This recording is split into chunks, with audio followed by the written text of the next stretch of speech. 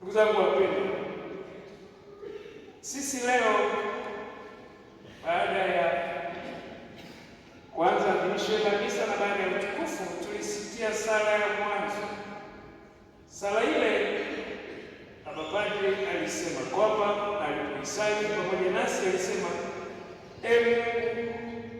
tunaadhimisha karamu takatifu ya mwanao wa pekee. Yeye alilikabidhi kanisa kwa wakati wote sadaka mpya ya karamu ya upendo wake, na akaendelea kusema kwamba tunaomba utujalie tujipatie wingi wa mapendo na uzima katika fumbo hili kubwa. Kwa hivyo ndugu zangu wapendwa, tusimamie zaidi kwenye karamu ya mwanaye wa pekee, yaani Bwana wetu Yesu Kristo, karamu ya upendo.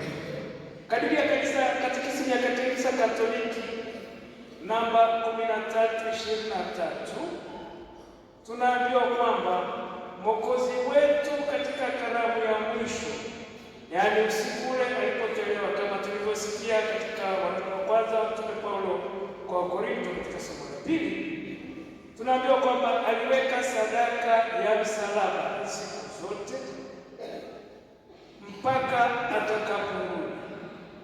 Alifanya hivyo kusudi amwachie bibi harusi mpendwa wake. Bibi harusi mpendwa wa Bwana wetu Yesu Kristo ni nani? Ni kanisa. Amwachie ukumbusho wa kifo chake na ufufuko wake, yaani sakramenti ya upendo, sakramenti ya umoja na kifungo cha mapendo.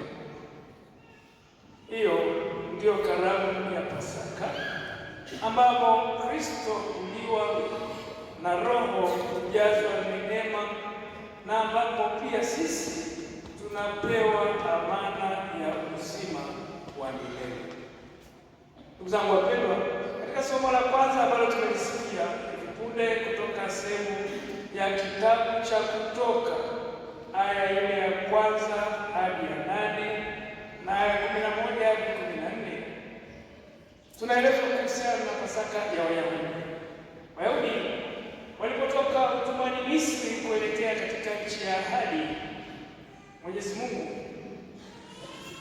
alifanya Pasaka pamoja nao, na tumeelezwa kwamba walipewa masharti ya namna ya kuadhimisha Pasaka hiyo ili waweze kutoka.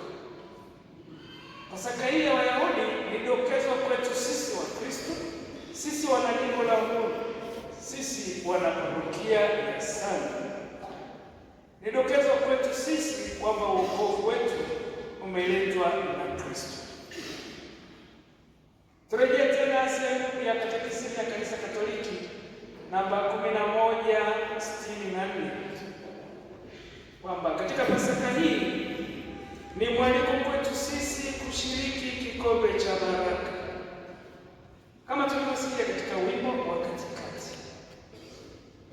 Wimbo wetu wa katikati leo hii ambao tumeusikia ulikuwa umetoka sehemu ya Zaburi ya 116 aya 12 hadi 13 na 15 hadi 18, na pia sehemu ya waraka wa kwanza wa Mtume Paulo ambayo ndio kitikio kwa Korinto sura ya 10 aya 16.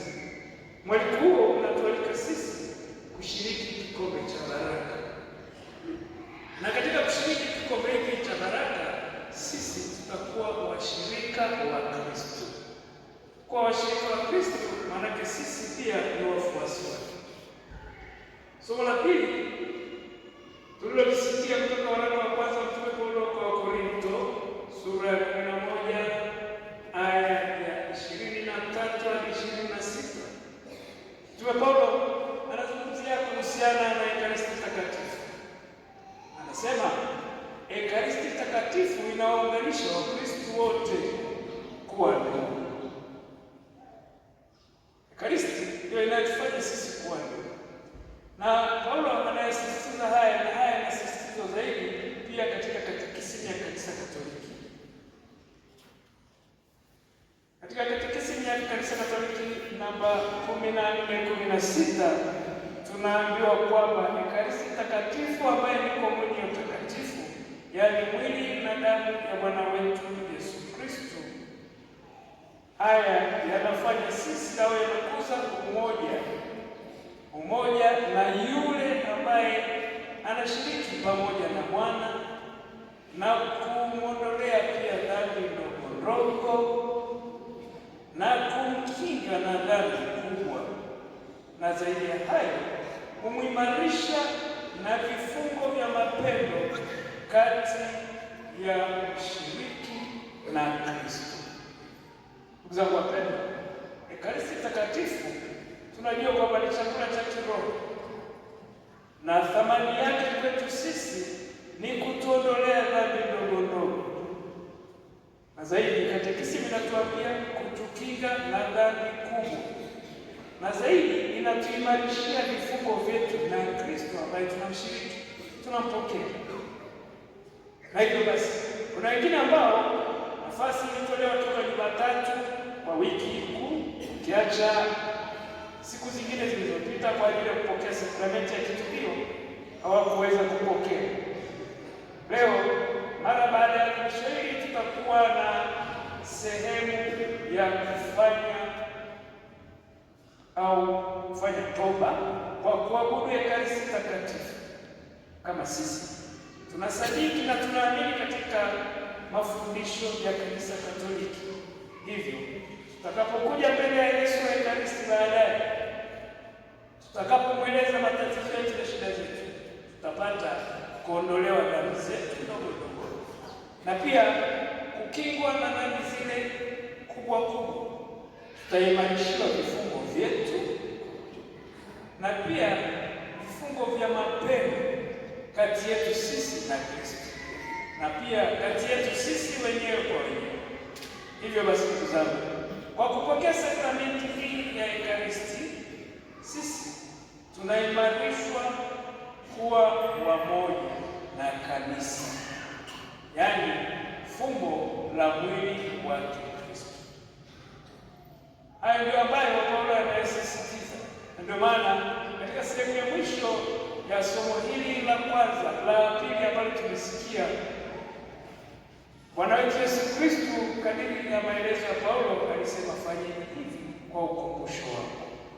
Tunapomkumbuka Yesu, tunakumbuka umoja pamoja naye. Ndugu zangu wapendwa, katika sehemu ya Injili ambayo tumesikia sura ya 13 aya kwanza hadi 15, Injili hii zaidi inazungumzia ufafanuzi wa tendo la Yesu kuwaosha miguu mitume.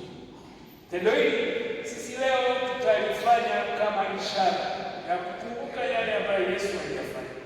Lakini tendo hili lina maana gani kwetu sisi? Na lina maana gani kwa kanisa? Kwanza, tendo hili ni alama au ishara ya utumishi wa upendo kwa watu wote. Ni ishara na alama ya utumishi kwa watu wote. Ni alama ya unyenyekevu. Yesu ambaye alikuwa ni kiongozi na akawaambia mitume wake, ninyi mnaniita Bwana na Mwalimu, lakini aliamua kuyaweka mavazi yake pembeni, akawaosha miguu wote, hali akijua hata yule atakayemsaliti yuko miongoni mwao, hakubagua. Tunaalikwa sisi kufanya utumishi kwa wanyenyekevu kwa watu wote, bila kujali hali zao za kimwili, za kiroho, yote tumwachie Mwenyezi Mungu. Tendo hili pia linatupa sisi kupendana, na si kupendana tu, ni kukaa katika Kristo. Na kukaa katika Kristo pia ni kulishika neno lake, kama yeye mwenyewe anavyotuambia kwamba kaeni ndani yangu nami ndani yenu. Sehemu ya Injili ya Yohana sura ya 15 aya ya 4. Na pia Yohana sura ya 14 aya ya 13 anatusisitizia kwamba atakayeshika neno lake atakuwa ndani yake. Hivyo basi, ili sisi tuweze kulishika neno la Mungu, tunapaswa kupendana na kushirikishana neno la Mungu katika familia familia, katika jumuiya na hata